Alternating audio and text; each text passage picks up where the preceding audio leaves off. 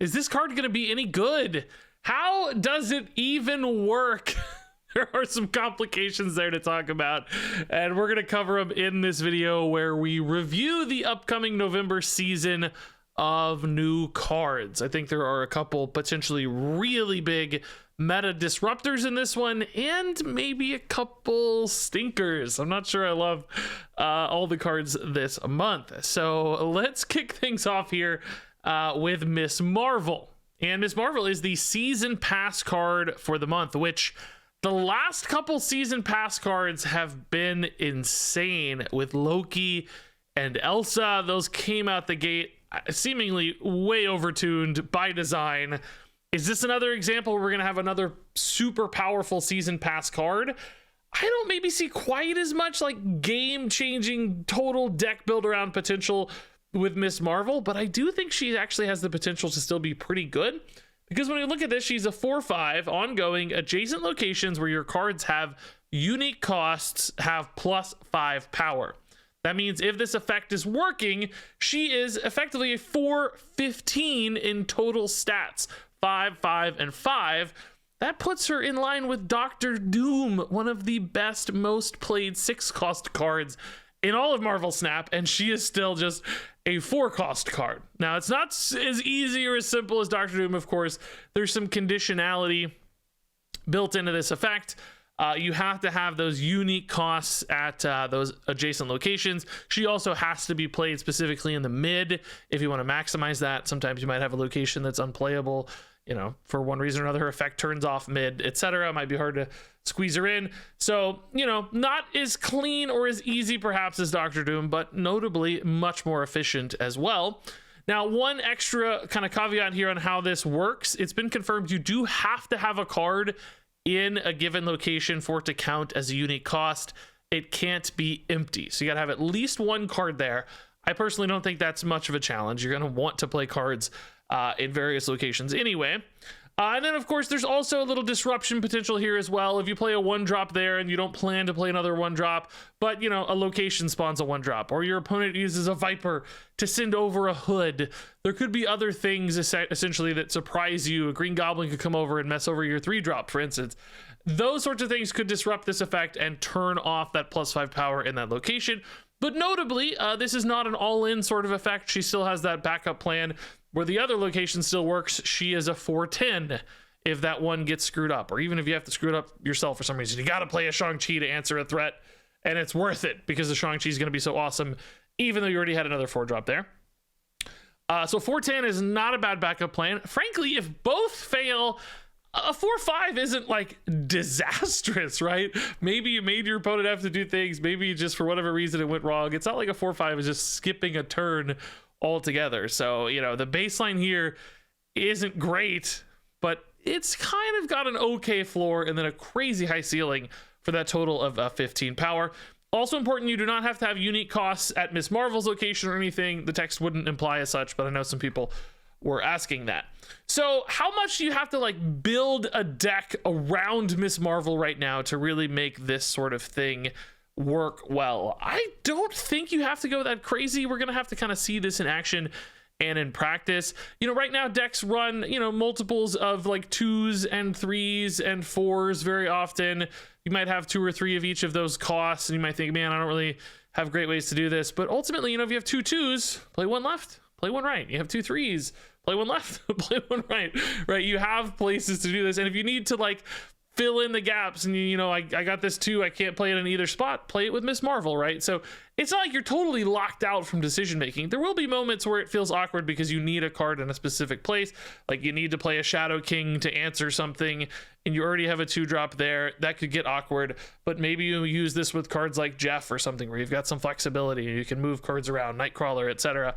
And that way you have, you know, some extra options that way, and just kind of play a tempo deck with you know, some flexibility basically, even if you do stack multiple costs. But also if you just play on curve naturally in a game of Marvel Snap, a 1, a 2, a 3, a 4, a 5, and a 6, it's gonna work fine, right? You can't mess it up. So you could just see some really honest curve decks that try to hit like powerful cards at each cost and don't do anything crazy.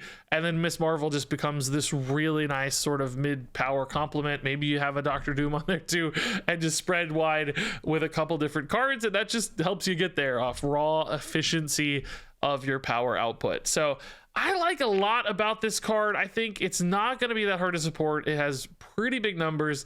You know, there's also Zabu synergies as a 4-cost card. There's ongoing synergies. You could use things like Onslaught to support this in some extra ways. You could even do things like Onslaught, Omega Red, you know, and go crazy mid and try to build some kind of awesome stack. Do keep in mind you have to have cards of unique cost in other places.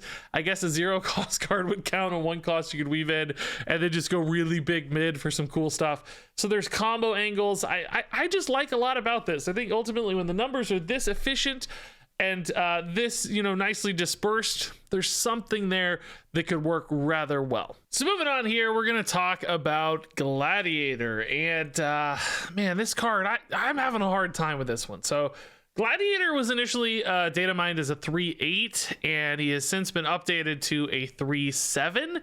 So this did get like preemptively nerfed. I thought Gladiator was going to be a stinker at a 3/8. I'm especially not sold as a 3/7, but then you've got that little thing going in the back of your mind. It's like, well, wait a minute, why did they nerf this card already if it's gonna be bad? So let's talk about this, right? 3/7 on reveal, add a card from your opponent's deck to their side of this location. If it has less power, destroy it. So of course that means if the card has anywhere from negative power to 6 power, it's gonna be deleted. If it has 7 or more power, that card is going to stick on board. And in the case of you destroying the card, I want you to keep in mind that you have basically played a Yondu. Although that card appears on board, you just basically destroyed a card from their deck, which is in essence a Yondu effect attached to a 3/7 here. Now, Yondu is a fine card when you have a use case for those destroys, but as we know, not every deck is running Yondu because often destroying a card from our opponent's deck doesn't really do as much as we'd hope. Yes, of course, sometimes you snipe a really powerful card or a win condition, but it is one they hadn't drawn yet anyway. And other times you destroy something that helps them get to a win condition because you destroyed something garbage and now they find their Hela that otherwise might have been tucked away at the bottom of the deck. So on balance, sometimes this helps, sometimes it hurts if you destroy cards from deck. It does have an informational advantage, which is always nice. It can help you proceed through a game with a little bit more data, although your opponent also has that data, so that is debatable. We're not going to get into the nuances of destroying things from decks and how powerful that is. That is an age-old conversation among card gamers that we are not diving into here. But in essence, as powerful as you think Yondu is, when Gladiator hits, it is basically a Yondu.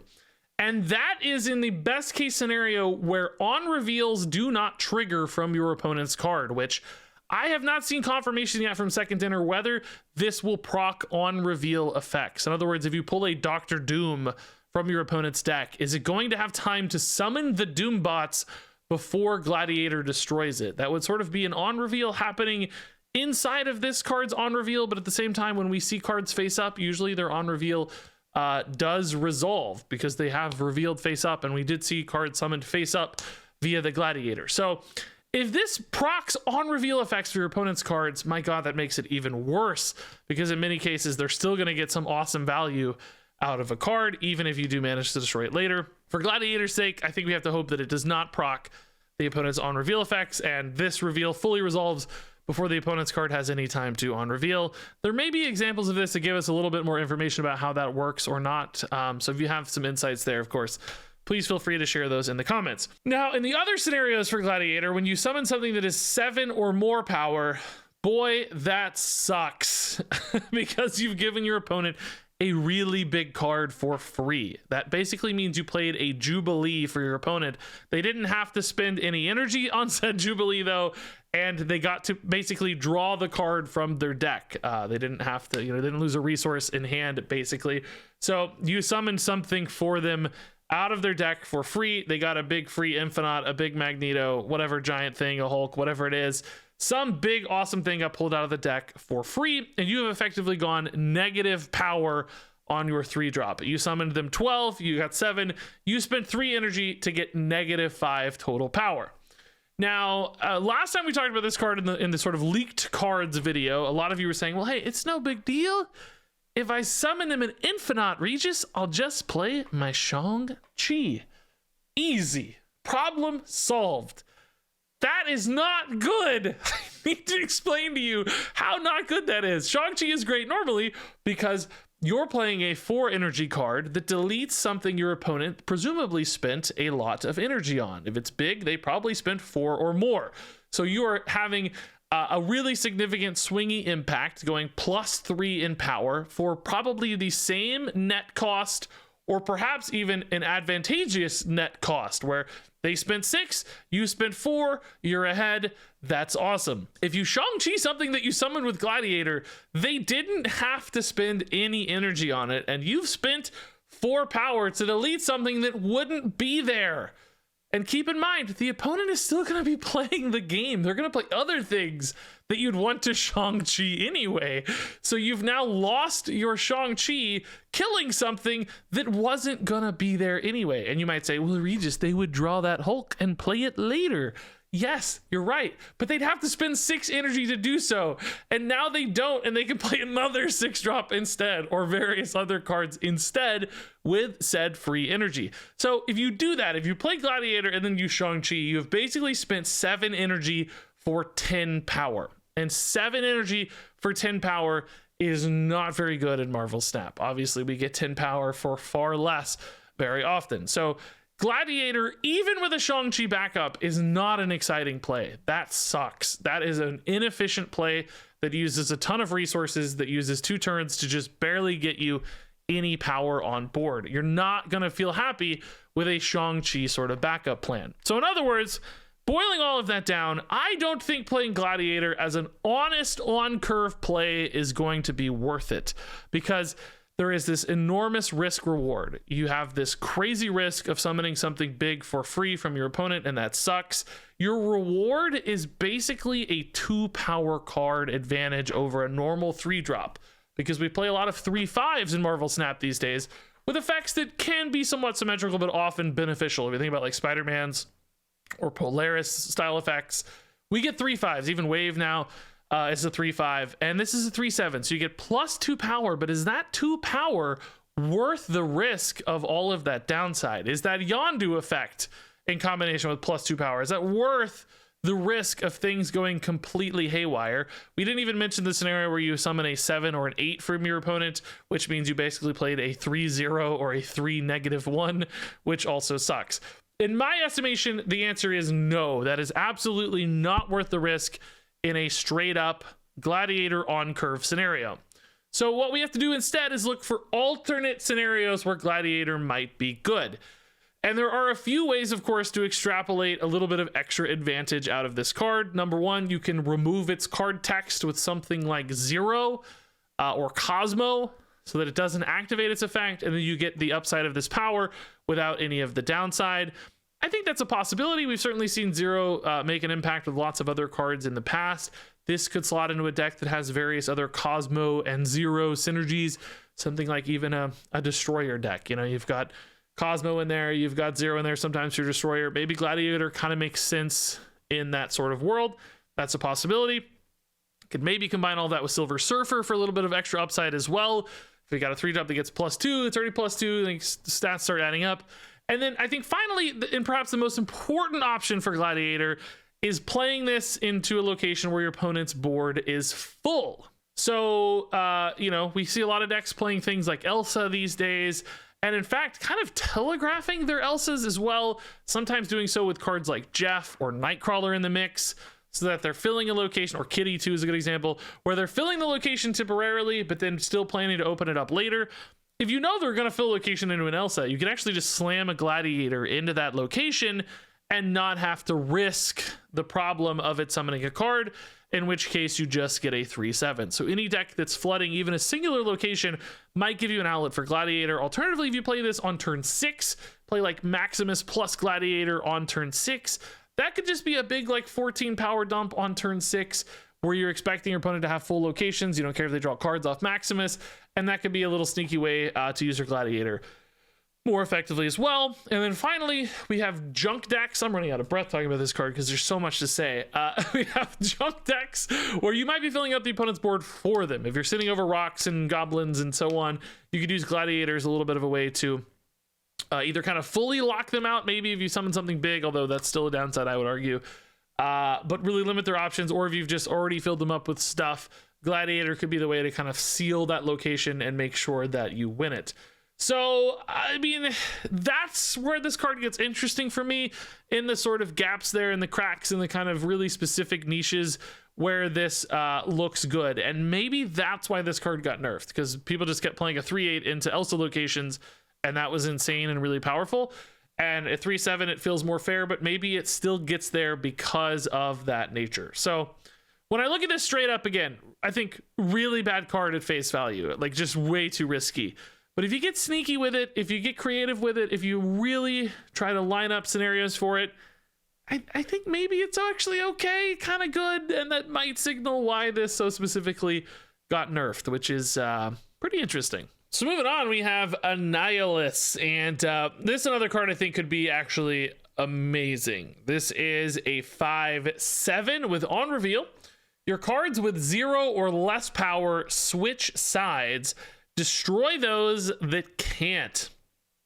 So this actually feels like it could be amazing for a junk deck, toxic versions of junky style stuff. So in other words, trying to load up your opponent's board with garbage. That's rocks. That's the -3 from the hood. All of these things you can just play down, and then you can use Annihilus and send all of it over at once on turn 5, perhaps often locking out your opponent's board altogether on turn 6. And keep in mind, this is not swapping both sides of it. So if you do something like debris and you both have rocks, this does not say all cards with 0 or less power switch sides. It's only your cards with 0 or less power switch sides. So debris into Annihilus actually puts 2 rocks on the opponent's side of the board. It doesn't just switch the rocks places. So debris becomes insane in combination with this, because that locks out 4 total positions for the opponent. Then if you have cards like Hazmat or Man Thing come along, the toxic variety of stuff, to debuff those cards further, not only have you decreased the available space on your opponent's side of the board, which can be very powerful, but of course you've also then given them negative stats on all of those extra cards too, which can really just be frustrating, number one, but also of course game winning. And we've seen all of these junk deck varieties be these sort of off meta fringe things for a little while in Marvel Snap. They're definitely viable. You can climb with them, you can do well with them sometimes. Never quite reach that like tier 1 upper echelon status. I am worried with a card like Annihilus that they could become a little too good. The weaknesses for Annihilus are that your opponent just plays a lot of stuff early anyway, and they start stacking up power with silks and all these high tempo sort of plays. And then by the time you Annihilus, they're already kind of squared away and have enough stuff, or maybe there's just 1 or 2 positions left and that's kind of all they need to shore up their power. But ultimately, I don't think you're sacrificing too much with these sorts of curves. Stuff like debris on 3, like not the strongest play, but it's 3 power is okay. Then if you play like Sentry on turn 4, that's a 4/10. You're not sacrificing power. Play Annihilus after that. The Void's gonna move over.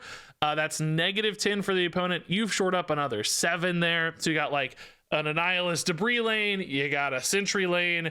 That's a 10 and 10 already. You might have played a couple cards on 1 and 2. You might have a demon from the hood. You still have stuff to do on turn 6. Slam a Dr. Doom or whatever, Eliath, whatever toxic thing you want to do, right?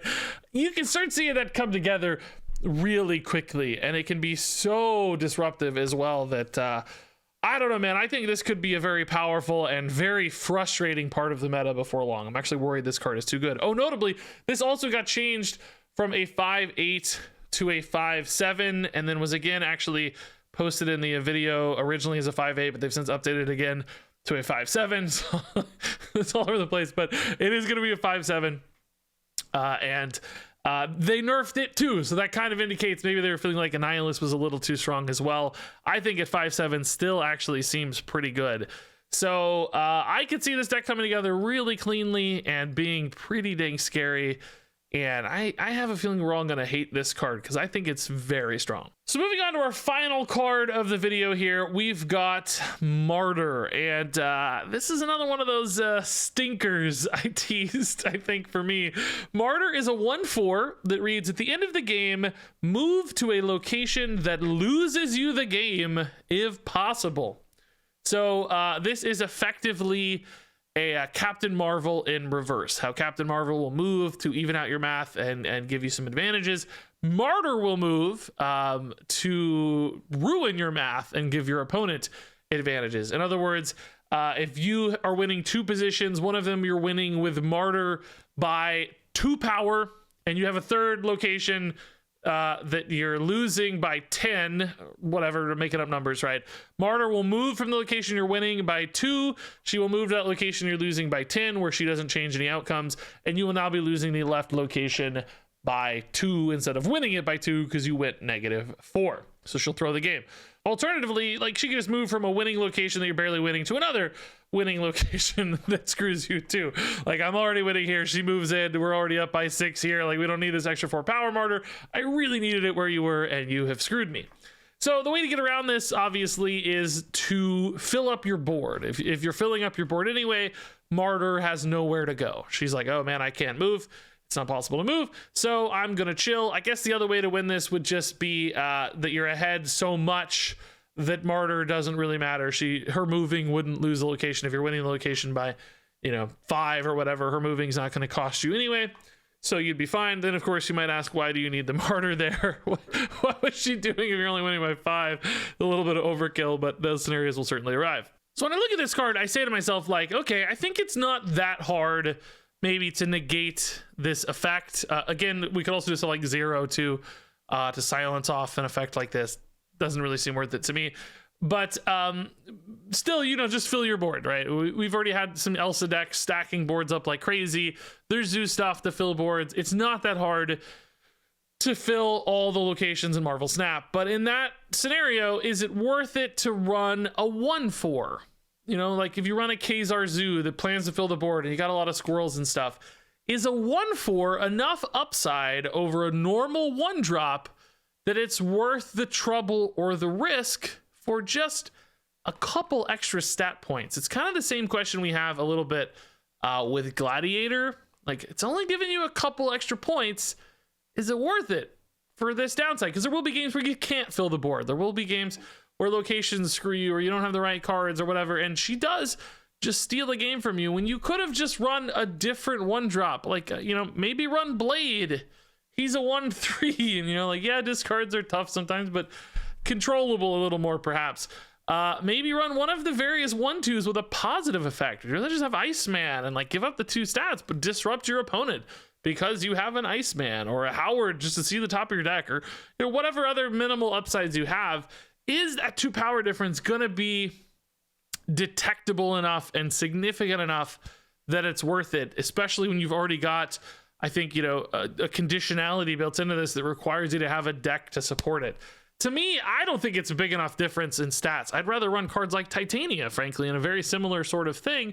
Titania is a 1/5, has a downside that can move and lose you the game as well, but also sometimes just more controllable, sometimes easier to play on that final turn, and so on. So to me, the numbers just don't add up here for Martyr. She also used to be a 2/6. I wasn't a fan of her necessarily at a 2/6 either, but in both cases, I just don't know that the stat upside here is enough to overcome the risk downside.